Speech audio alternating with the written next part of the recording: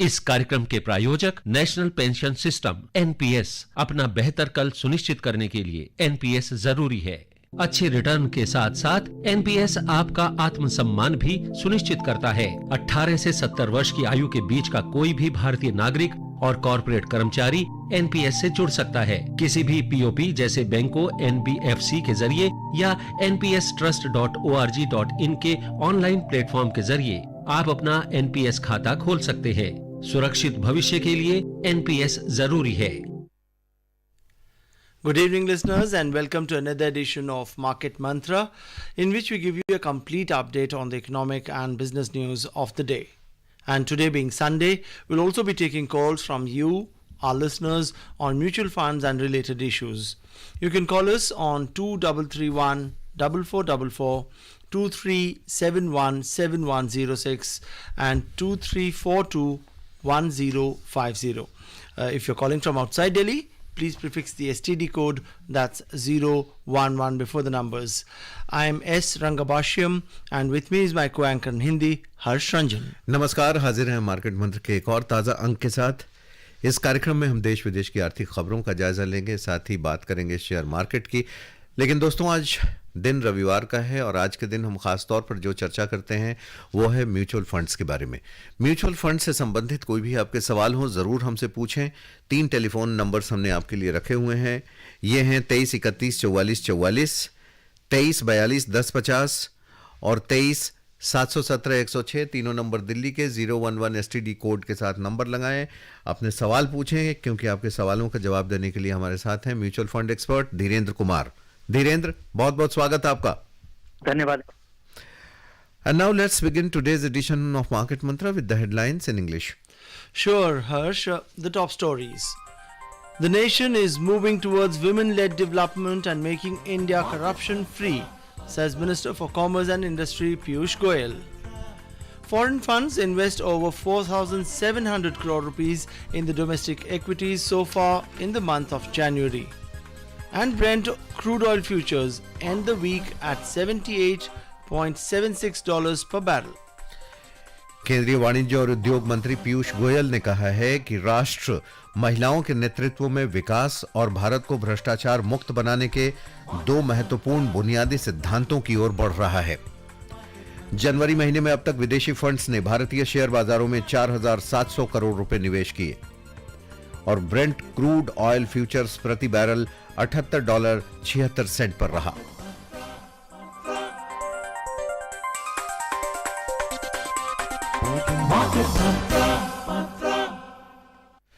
Callers तक पहुंचने के पहले आज की पहली स्टोरी। केंद्रीय वाणिज्य और उद्योग मंत्री पीयूष गोयल ने कहा है कि राष्ट्र 2 महत्वपूर्ण बुनियादी सिद्धांतों की ओर बढ़ रहा है, जिसका उद्देश्य महिलाओं के नेतृत्व में विकास और भारत को भ्रष्टाचार मुक्त बनाना है। श्री गोयल ने चेन्नई में वैश्विक निवेशकों की बैठक का उद्घाटन करते हुए कहा कि देश में 7.7% की वृद्धि देखी गई है और मुद्रास्फीति में काफी कमी आई है। उन्होंने कहा कि प्रधानमंत्री मोदी के गतिशील नेतृत्व में भारत की अर्थव्यवस्था में पिछले 10 वर्षों में काफी मजबूती आई है और वो विश्व में 5वें स्थान पर पहुंच गई है। श्री गोयल ने कहा कि जब श्री मोदी 2014 में प्रधानमंत्री बने तो उन्होंने जो सबसे पहला निर्देश दिया था वो ये था कि भारत का विकास तभी होगा जब राज्य वृद्धि करेंगे और आगे बढ़ेंगे और देश के प्रत्येक हिस्से को 1 अरब 40 करोड़ भारतीयों की आकांक्षाओं को पूरा करने के लिए योगदान करने की आवश्यकता होगी। भारत की ताकत और विकसित भारत एक मजबूत स्तंभ है तथा इसमें 28 राज्य और 8 केंद्र शासित प्रदेश भी शामिल हैं जो भारत की वृद्धि के इंजन हैं। चलते हैं पहले कॉलर के पास। योगेश हमारे साथ जुड़े हुए हैं। योगेश, बहुत बहुत स्वागत आपका। सवाल पूछ सकते हैं। नमस्कार आप सभी को। धीरेन्द्र को भी नववर्ष की बहुत बहुत शुभकामनाएं। सर मेरा सवाल ये है कि मोतीलाल ओसवाल का एक माइक्रो कैप के अंदर इंडेक्स फंड आया है, तो ये मैं थोड़ा समझना चाहूंगा कि स्मॉल कैप में और इंडेक्स माइक्रो कैप में और स्मॉल कैप में क्या फर्क है, और अगर कोई स्मॉल कैप में ऑलरेडी इन्वेस्ट कर रहा है तो क्या वो small cap fund micro cap में भी पोजीशन ले सकते हैं ऑलरेडी? जी हाँ, तो सेबी का क्लासिफिकेशन बना हुआ है जिसके तहत हमारे सारे म्यूचुअल फंड चलते हैं कि लार्ज कैप सबसे बड़ी 100 कंपनियां, मिड कैप उससे अगली जो 150 कंपनियां हैं, और स्मॉल कैप इन 250 कंपनियों को छोड़ करके सारा पैसा उसमें लगाना स्मॉल कैप है। लेकिन माइक्रो कैप का जो डेफिनेशन है या जो माइक्रो कैप इंडेक्स के लिए जो फॉलो किया जा रहा है कि बहुत छोटी कंपनियां जो कि ये क्योंकि जो पहली 100 कंपनियां हैं वो तो सबको पता है, अगली 150 कंपनियां भी करीब करीब प्रोमिनेंट कंपनी है, उसके नेक्स्ट भी जो स्मॉल कैप कंपनी जो कि अगली 300-400-500 कंपनी मानी जाएगी जिसमें रेगुलरली ट्रेडिंग होता है। लेकिन अगर आप 100 करोड़ 200 करोड़ 500 करोड़ वाली कंपनियों को देखें तो उनमें स्मॉल कैप फंड का भी लगाना मुश्किल हो जाता है, और जैसे जैसे स्मॉल कैप फंड बड़ी होती जाती है माइक्रो कैप स्टॉक्स में लगाना और मुश्किल होता जाता है, क्योंकि उनमें उस तरह के शेयर्स में पैसा लगाना आपके लिए 2 करोड़ 5 करोड़ से ज्यादा संभव नहीं होता है, उससे ज्यादा उनमें लिक्विडिटी नहीं होती है, और उससे ज्यादा उसमें पैसा लगाना एक तरह से वो स्पेकुलेटिव हो जाएगा, क्योंकि उनके पैसा लगाने की वजह से ही उनके दाम में भारी उतार चढ़ाव दिखेगा। तो माइक्रो कैप बहुत ही रिवॉर्डिंग हो सकता है, बहुत ही रिस्की भी हो सकता है, और ये चीज मत भूलिए कि जब बाजार गिरता है, और खासकर 2001-8 एक बहुत यूजफुल रेफरेंस है हमारे लिए कि बाजार में जब एक तरफा भगदड़ मचता है, जब लोग निकलना चाहते हैं, तो इन फंड का क्या होता है। उस समय एक माइक्रो कैप फंड हुआ करता था जो आज डीएसटी ब्लैकरॉक, उस समय वो DST BlackRock micro cap fund कहलाता था, आज वो डीएसटी स्मॉल कैप हो गया है, और उस समय उस फंड में जो जिस तरह की गिरावट देखी गई थी उसको देखना चाहिए। शायद 70-80% की गिरावट वहां पे पीक से दिखी थी, तो और उसके बाद उसमें रिकवरी भी उतनी ही शार्पली देखा गया था। तो आप उस गिरावट के लिए तैयार रहिए, आज के दिन उनमें रिटर्न बहुत अच्छा लगता है, और माइक्रो कैप उस बाजार में ये जो माइक्रो कैप इंडेक्स फंड की शुरुआत हुई है, इसमें काफी वो डाइवर्स पोर्टफोलियो होगा, और मैकेनिकली उसमें से कंपनियां आ जाया करेगी और निकल जाया करेंगी, तो ये एक रिस्क अवर तरीका हो सकता है। लेकिन और माइक्रो कैप फंड चलाना बहुत ही मुश्किल काम है, क्योंकि इन कंपनियों में ज्यादा से ज्यादा रिसर्च होता है, ना इनके बारे में खास जानकारी ले सकते हैं, रख सकते हैं। सबसे बड़ा तो माइक्रो कैप का बड़ा रिस्क ये होता है कि प्रोमोटर ही कई बार अनइंटरेस्टेड हो जाता है, बुरा हो जाता है, रिटायर कर जाता है, और एक चलता हुआ कारोबार जो लिस्टेड है उसमें अगर चलाने वाला अगर इंटरेस्टेड नहीं हो और वो स्केल अप नहीं कर पाए, तो ये सबसे बड़ा रिस्क होता है। तो इसके लिए आप तैयार रहें, जाने समझे, और जरूर इसको एक ये वर्थवाइल इन्वेस्टमेंट एवेन्यू है। Right. Let's move on and take our next caller. We have Mahesh joining us from Delhi. Good evening and welcome to Market Mantra. Yeah, good evening. Good evening. Yeah, go ahead. Put your question. Yeah, okay. Sir, actually, so I have invested in one ICICI Pru ULIP policy, and that got actually, even after first year paying the premium, I discontinued it, and I got the actually amount post after 5 years, whatever the total closure of the policy. Okay. Mm-hmm. Now as per the I think tax laws, because it's a discontinued product, the whole amount, including the principal and the interest, is taxable. That is what I was told. So the amount is around 5 lakhs. So I want can you suggest any funds where actually I can invest and I can save the tax actually? And I was told if I'm paying from the same account where the amount got credited, I can claim that the tax benefit. No, I really wondered that there will be any tax law which will say that even the money that you invested will be subject to taxation unless you took ATC benefit on the amount that you invested in that particular year. And if you have taken your money after 5 years, I really wonder that your capital, because you would have invested something like 1 lakh of rupees, and if you have taken back 1.5 lakh, 50,000 rupees you have gained.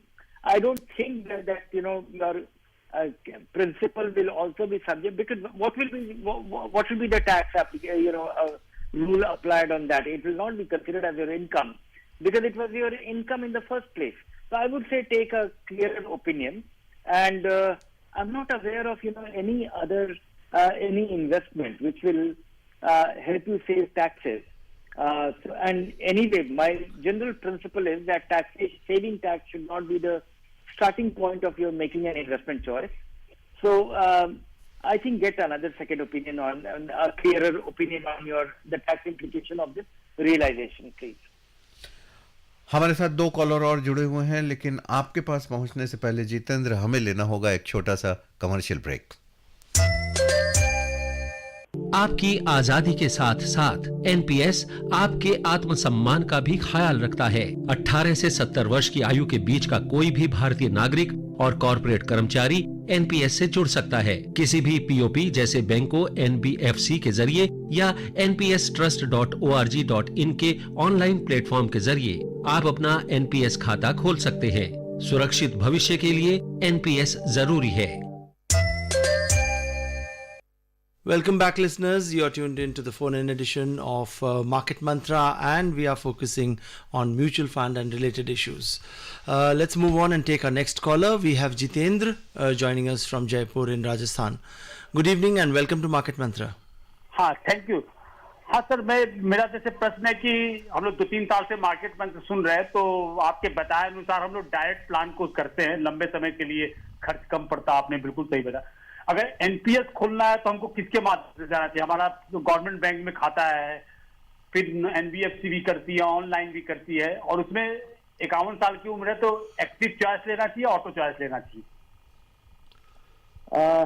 नहीं, मुझे लगता है आप जैसा निवेशक जो कि जानकारी रखता है, एक्टिव चॉइस उन लोगों के लिए एक अच्छा विकल्प है जिनको कोई जानकारी नहीं है और ऑटोमेटिक एसेट एलोकेशन बदलता जाता है। लेकिन आप अगर एनपीएस का खाता खोल करके आप अपना डिस्क्रिशनरी निवेश अपनी इच्छा से जो आप निवेश कर रहे हैं, इसके लिए आपको, मुझे लगता है कि एनपीएस में रिटायरमेंट के 5 साल पहले तक लोगों को 75% एलोकेशन इक्विटी में रखना चाहिए, बाकी पैसा फिक्स्ड इनकम में, और ये फ्रोजन एलोकेशन। और 5 साल जब आप रिटायरमेंट के करीब आ जाते हैं, तब आप देखें कि उसमें कितना पैसा आप फिक्स्ड इनकम में धीरे धीरे बढ़ा सकते हैं, और वो भी बहुत ज्यादा नहीं, क्योंकि रिटायरमेंट में भी आपका पैसा इक्विटी में होना चाहिए। और एनपीएस एक बड़ा ही कारगर निवेश का विकल्प साबित हो रहा है। तो एनपीएस का खाता खोलिए, ऑनलाइन इन्वेस्टमेंट कीजिए, एसआईपी करने जैसा ही ये है। और एक बार अगर आप यहाँ 75-25 का एलोकेशन आप निर्धारित कर देते हैं और फंड का चुनाव कर देते हैं, तो सालाना ऑटोमेटिक रीबैलेंसिंग हो जाता है बिना किसी टैक्स इम्प्लीकेशन के। ये एक खासी सुविधा है एनपीएस में जो किसी और विकल्प में नहीं है। तो आप एक फंड का चुनाव कीजिए, और हमारी वेबसाइट पे एनपीएस के सारे फंड जिसमें आप निवेश कर सकते हैं, उनका परफॉर्मेंस का हिस्ट्री, इक्विटी और डेट का उपलब्ध है, उसको देख करके आप चुनाव करें। और 75% इक्विटी, 25% डेट, 5 साल पहले तक आपके रिटायरमेंट के ये एलोकेशन लोगों को रखना चाहिए, और जब रिटायरमेंट के नजदीक आते जाए तो अपना फिक्स्ड इनकम एलोकेशन बढ़ाए। Sanjay joins us next from Mumbai. Good evening and welcome to Market Mantra. Sir, my question is, maximum by which date of January 24, equity mutual fund portfolio of December 23 will be updated on Value Research Online? We start getting portfolios, in few days, closure of the month. Every month end portfolios are disclosed, and by for 31st of December, by 10th of January, most of the mutual fund portfolios are updated, and we start getting the portfolios from 2nd onward, 1st or 2nd, and by 10th we are nearly done with 99%. Right. Let's move on and take a look at some of the news items as well before taking more phone calls. Foreign funds have invested 4,773 crore rupees in domestic equities, according to data available with NSDL. The surge in foreign portfolio investors' inflows in January follows the enthusiastic participation in 2023, with a total investment in December standing at 58,372 crore rupees. Including the investment through primary market and others, the December foreign portfolio investors' inflows stood at 66,134 crore rupees. Foreign portfolio investors net bought domestic equities, which includes both primary and secondary markets, worth 1.77 lakh crore rupees in 2023. Let's move on and take our next caller. We are Yes, Sanjay is with us, Ranga. Yeah. Sanjay joins us again from Mumbai. Yes, Sanjay, what's it that you want to talk about? Sanjay, do we have you online? Yes, sir. Yeah, go ahead. Put your question. Sir, I have invested in ICICI Prudential India Opportunities Fund. Okay. Can I make it my core allocation? Yeah. जी पूछिए संजय जी. जी ICICI Prudential का India opportunity fund. Yes. Hello जी Yeah. India opportunity fund ही कह रहे थे. Yeah, जी हाँ. It started as a very good fund and it is continuing its good work. It is a fairly well diversified fund, and though it does not fall into one of the mainstream categories, but it is a worthwhile fund to carry on as a core holding for long term. Right. Well, listeners, you are tuned in to the phone-in edition of Market Mantra, and as you know, Sundays are days where we focus on mutual fund and related issues. And as always, we have our mutual fund expert Dhirendra Kumar joining us in the program. And you can put any query, any question, any doubt which you have in your mind related to mutual funds. For that, you just need to pick up the phone and dial our studio numbers. Our numbers are 2331 4444. 23717106, and we do have a third dedicated line as well, that's 23421050. And if you're calling from outside Delhi, that is you need to put the STD code before the numbers, that is 011. So Dhirendra, to talk about the stock markets, what would you say? We have stepped into the new year 2024, and still going strong, the Sensex going strong at 72,000. Yeah, market seems very resilient, and markets may not be cheap, but I really don't see any reason why investors should be pessimistic about the future. All the other variables besides market, the economy, the business outlook, the business confidence, the investors' confidence, and also the general economic momentum, that is all pointing to far greater optimism.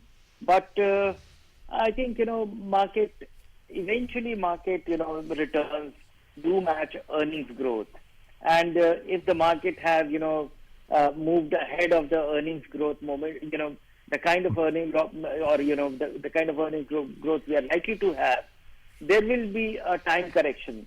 But nevertheless, it's very difficult to perfectly time it, and I don't see a great concern or even around valuation for a broad part of the market. It may not be cheap, but it's not greatly expensive either, except for a small part of the market. So investors should be cautious. I don't think this is the time to be very greedy. I also don't think it is the time to run away from the market. And if you have, a large number of stocks which has, something which has grown very dramatically without the fundamentals, I think it is time to do some selective trimming of your positions that you may have. You're right. Let's take our next caller. We have Harish joining us from Faridabad in Haryana. Good evening, Harish. And what's it that you want to talk about? Good evening, entire team. Good evening. Yeah. Dhirendra sir. Yes. Sir मेरी query है कि small cap और mid cap में अगर मैं invest करता हूँ और एक इन्वेस्ट करता हूँ आईसीआईसीआई इंटरनेशनल यूएस फंड जो है उसमें करता हूँ, किसमें उम्मीद कर सकता हूँ इन दोनों में से? ठीक है। और दूसरा क्वेरी है कि स्मॉल कैप में क्वांटम जो फंड है वो लेना सही है मेरे लिए? क्वांटम का फंड अभी काफी नया है, पहले ही उसकी शुरुआत हुई है, और क्वांटम फंड के जो दूसरे फंड है, पुराने फंड है, वो उनसे पता नहीं चलता है कि ये स्मॉल कैप फंड का प्रदर्शन कैसा रहेगा। क्वांटम एक बहुत ही कंजर्वेटिव तरीके से मैनेज होने वाला या चलने वाला लंबे समय तक ये quantum long term value fund रहा है, और उससे हम नहीं आकलन कर सकते कि स्मॉल कैप कैसा करेगा। दूसरे बहुत अच्छे विकल्प आपके पास उपलब्ध है स्मॉल कैप में, और लेकिन ये बहुत उचित समय नहीं है स्मॉल कैप में बहुत बड़ा एलोकेशन करने का। मुझे लगता है डिसिप्लिन तरीके से 15-20%, 25% से ज्यादा निवेश आपका नहीं होना चाहिए। ये 3 तरीके के फंड जिसको मिला करके आप अपना पोर्टफोलियो बनाना चाहते हैं, ये एक बहुत ही बेहतरीन नजरिया होगा और या तरीका होगा अपना पोर्टफोलियो बनाने का। और जरूर इस तरह से अपना इन तीनों फंड में, 3 तरीके के फंड में आप बड़ी निश्चिंता से आप निवेश कर सकते हैं। Well, listeners, you are tuned in to the phone-in edition of Market Mantra on Akashvani. It's time now for a quick commercial break. वित्तीय सुरक्षा के साथ साथ एनपीएस गर्व का अनुभव भी देता है। 18 से 70 वर्ष की आयु के बीच का कोई भी भारतीय नागरिक और कॉर्पोरेट कर्मचारी एनपीएस से जुड़ सकता है। किसी भी पीओपी जैसे बैंकों, एनबीएफसी के जरिए या npstrust.org.in के ऑनलाइन प्लेटफॉर्म के जरिए आप अपना एनपीएस खाता खोल सकते हैं। सुरक्षित भविष्य के लिए एनपीएस जरूरी है। ब्रेक के बाद मार्केट मंत्र में एक बार फिर आपका स्वागत है। सीधे चलना होगा चेन्नई, जहां से शंकर हमारे साथ जुड़े हुए हैं। शंकर, क्या सवाल है आपका? स्वागत। Yes, Shankar, do we have you online? Hello. Ji, Yeah, welcome to the program. Go ahead, put your question. Sir, I have a question for Mr. Dhirendra, which is purely related to the investment of NRIs in mutual funds. Okay. As far as this question is concerned, if the Indian is investing in mutual funds, they have to fill IRS form 8621 for their investment in PFIC. This is as per the US norm. Okay. But this PF norm, this PFIC form and the US laws discourage and penalize foreign investment which fall under the PFC category. So, can you tell me, are there any implications for them to why they are discouraged in US NRIs for investment in mutual funds? That is the first question. Second question is further one more thing. There is no liability with the taxes until they are sold, isn't it, for NRIs? Yes. But how to report such things when they are filling the IT return in US? Like we have our IT return, they have to fill up. So how do they do it? So if in case Mr. Dhirendra can answer well and good, otherwise I would request him to find out and answer me the next call, the next program, please. Sure. Your first, I'm not knowledgeable about it. Second question, I'm little aware about it because recently I had a NRI. In fact, he's a person of Indian origin who is now an American citizen, and he had his investments in India.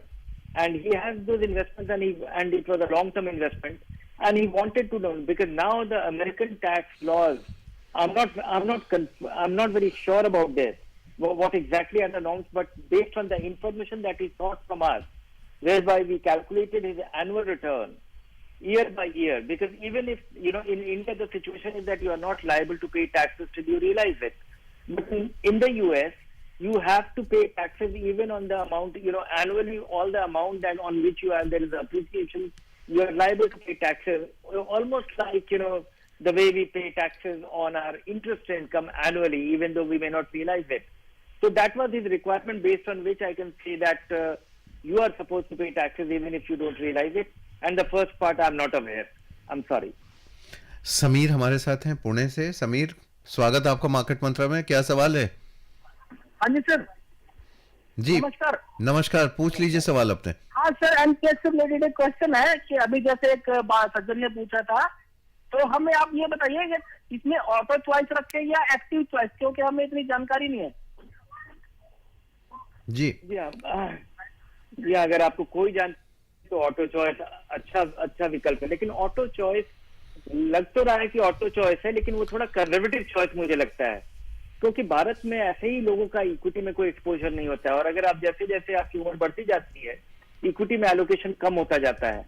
और मेरी आमतौर पर सलाह ये होती है कि आपको इक्विटी से आपको अपना एलोकेशन कम नहीं करना चाहिए जब तक कि आप अपने पैसे से इनकम डिराइव करने की स्थिति में आपकी जरूरत नहीं हो।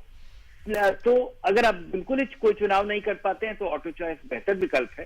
लेकिन अगर आप थोड़ा बहुत भी समझ पाते हैं और फंड का परफॉर्मेंस एक इक्विटी फंड और एक डेट फंड ही चुनना है, तो अगर आप इतना कर पाते हैं तो मुझे लगता है कि रिटायरमेंट के 5 साल पहले तक आपको 60-70% पैसा अपना इक्विटी में रखना चाहिए। रिटायरमेंट के 4-5 साल पहले आपको कंजर्वेटिव एलोकेशन करने की शुरुआत करनी चाहिए, जो कि एसेट जो कि ऑटो चॉइस में ये और भी कम है। जी, और इसी रिटायरमेंट से आनंद मणि का हमारे पास सवाल था कि वो 25 लाख रुपए इन्वेस्ट करना चाहते हैं रिटायरमेंट के बाद, 70 साल की उम्र से वो पैसे निकालना चाहते हैं। तो उन्होंने धीरेन्द्र जी आपके लिए पूछा है 2 सवाल सीधे कि ये 25 लाख रुपए सेफ इन्वेस्ट करना चाहते हैं, कहाँ करें? Franklin India equity hybrid fund या Parag Parikh conservative hybrid fund, 2 choice में से उन्होंने पूछा है, क्या बेहतर होगा? इसी तरह का निर्भर करता है कि कितनी निर्भरता होगी। अगर बहुत ज्यादा निर्भरता होगी तो कंजर्वेटिव हाइब्रिड फंड का चुनाव करें, या अगर आप और अगले 10 साल तक इनको पैसे की जरूरत नहीं है तो मेरी सलाह होगी कि अभी आपको कंजर्वेटिव हाइब्रिड फंड में लगाना चाहिए, और जब इस पैसे की जरूरत होगी 10 साल के बाद जी तब मुझे लगता है उस समय एक बार स्थिति का आकलन करके कोई बदलाव करने की जरूरत हो तो करनी चाहिए। Right, and before we take more phone calls, let's take a look at some of the other news items as well. Global crude oil prices settled higher during the past week. So Brent crude futures settled at $78.76 per barrel, while US crude futures ended the week at $73.81 per barrel. Both the crude futures ended higher on a weekly basis. Dhirendra, to talk about NPS, there's been a lot of discussion in today's program about the new pension scheme. If a person is heavily into NPS, do you think still there is a felt need to have investments in mutual fund as well separately?